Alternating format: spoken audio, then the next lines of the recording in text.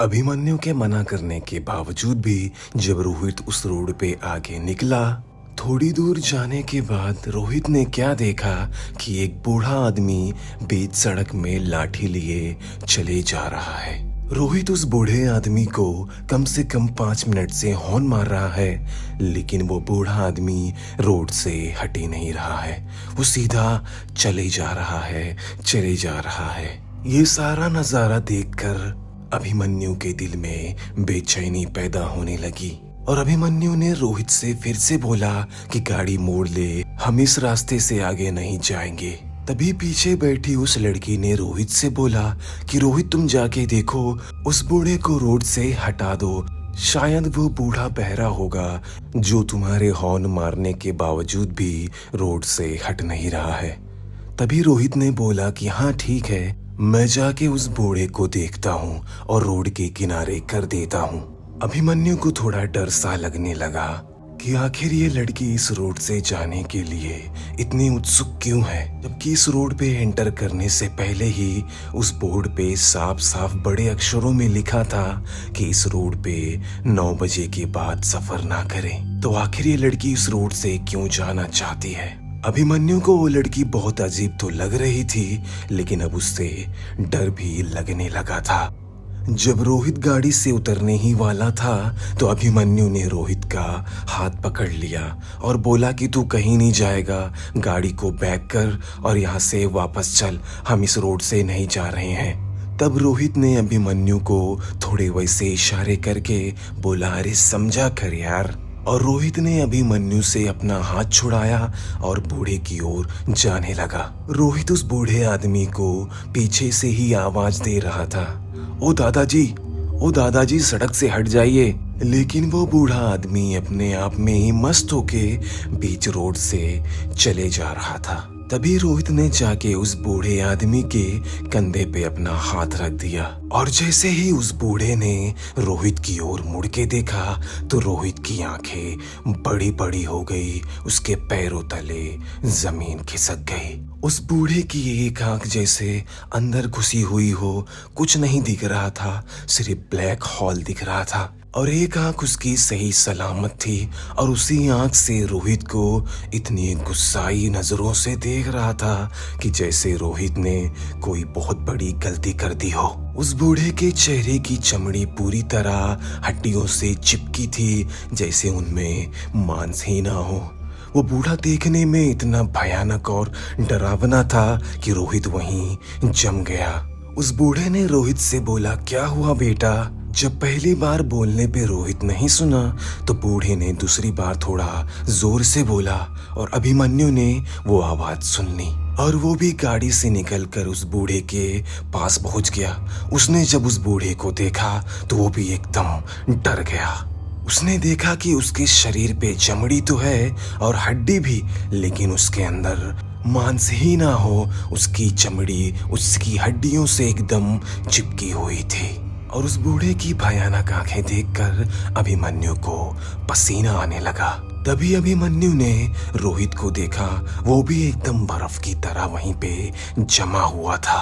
तभी अभिमन्यु ने रोहित का हाथ पकड़ के झटका और बोला, चल यहाँ से वापस चलते हैं, हम आगे बिल्कुल भी नहीं जाएंगे। तभी उस बूढ़े की गहरी और भारी आवाज सुनाई दी, हाँ बेटा, तूने ये फैसला सही किया, इस रोड से गलती से भी अब आगे मत जाना। अभिमन्यु ये बात सुनकर अंदर तक पूरी तरह कांप गया। उसकी नसों में खून जैसे दुगनी रफ्तार से दौड़ने लगा था, दिल की धड़कनें 3-4 गुना बढ़ गई थी।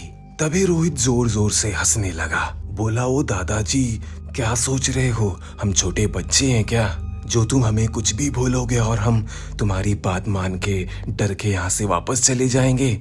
और रोहित फिर से हंसने लगा और अभिमन्यु उस बूढ़े आदमी को देख रहा था। उसके चेहरे पे एक शांत सा ना दिखने वाला गुस्सा नजर आने लगा था और अभिमन्यु ये साफ साफ देख पा रहा था। लेकिन रोहित पागलों की तरह हंसे जा रहा था। तो उसने बोला, दादाजी आपकी उम्र कितनी होगी? आपकी उम्र के लोग तो कब के परलोक सुधार चुके हैं। अभिमन्यु उस बूढ़े का गुस्सा अब साफ साफ देख पा रहा था और वो बार बार रोहित को रोकने की कोशिश कर रहा था, लेकिन रोहित तो जैसे अपना आपा खो चुका था। वो पागलों की तरह हंसे जा रहा था और उस भयानक बूढ़े का मजाक उड़ाए जा रहा था।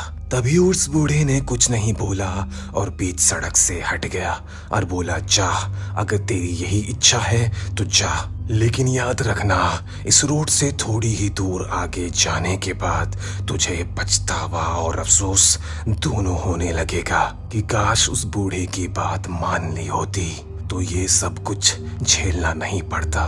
तभी अभिमन्यु ने बोला कि बाबा, मेरे दोस्त को माफ कर दीजिए, आप गुस्सा मत होइए, हम इस रोड से आगे नहीं जाएंगे। तभी उस बूढ़े आदमी ने अभिमन्यु से बोला कि बेटा अपने दोस्त को मना ले, नहीं तो बहुत पछताएगा और तुम दोनों पछताओगे। और जो बात उसने अभी अभिमन्यु से बोली वो सुनकर अभिमन्यु एकदम सन्न रह गया, एकदम दंग रह गया। उस बूढ़े ने बोला कि रोहित भी पछताएगा और तू भी, और वो जो उस गाड़ी में बैठी है। इतना बोलकर वो बूढ़ा आदमी उस गाड़ी को घूर रहा था और फिर कुछ नहीं बोला। अभिमन्यु ने जब ये सुना कि ये बूढ़ा आदमी उस लड़की की बात कर रहा है जिसको इसने देखा ही नहीं है, गाड़ी में कौन है कौन नहीं है यहाँ से बिल्कुल भी दिख नहीं रहा था, तब उस बूढ़े को कैसे पता कि गाड़ी में एक लड़की भी है।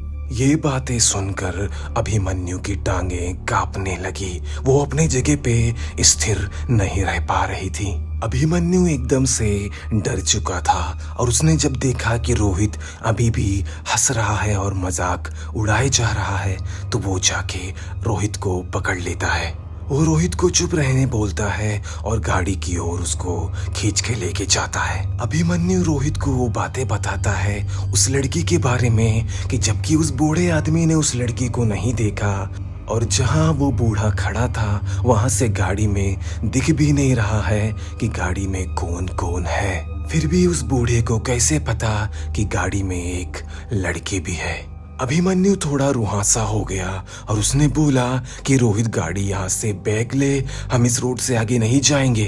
तभी गाड़ी से उस लड़की की आवाज आई कि रोहित वो बूढ़ा चला गया और अभिमन्यु ने एकदम से ही मुड़ के उस ओर देखा जहां वो बूढ़ा आदमी खड़ा था और उसने देखा कि वहां पे अब कोई भी नहीं है और वो हैरान हो गया कि इतनी जल्दी वो बूढ़ा कहाँ चला गया।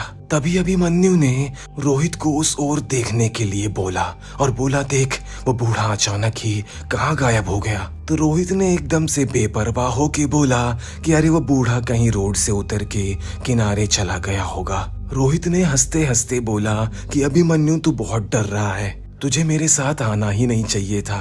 अभिमन्यु को ये बात बहुत बुरी लगी कि एक अनजान लड़की के लिए ये मेरा दोस्त मेरी बातों को टाल रहा है। अभिमन्यु ये बात सोचकर काफी दुखी हो गया और जाके वो गाड़ी में बैठ गया और रोहित भी गाड़ी में जाके बैठ गया।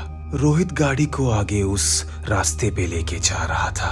अभिमन्यु उस गाड़ी में बैठा डरा सहमा और परेशान था, लेकिन वो जानता था कि रोहित उसकी अब एक नहीं सुनने वाला है। और अभिमन्यु अपनी आंखें बंद करके अपने मन में प्रार्थना करने लगा।